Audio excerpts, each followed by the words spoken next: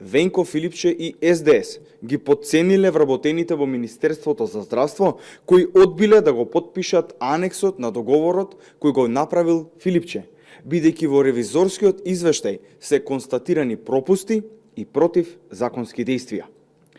Имено, по заминувањето на Филипче од Министерството за здравство, се прави извештај со правно мислење за анексот кој Филипче го има потпишано. И во извештајот стои дека договорот наитно треба да се раскине, а анексот на Филипче да се прогласи за ништовен, со цел да се спречат идни незаконски, правни и фискални импликации. Лицето кое ја обавувало функцијата проектен менаџер не постапило по извештајот на проектната единица и на своја рака продолжувало да комуницира со изведувачот.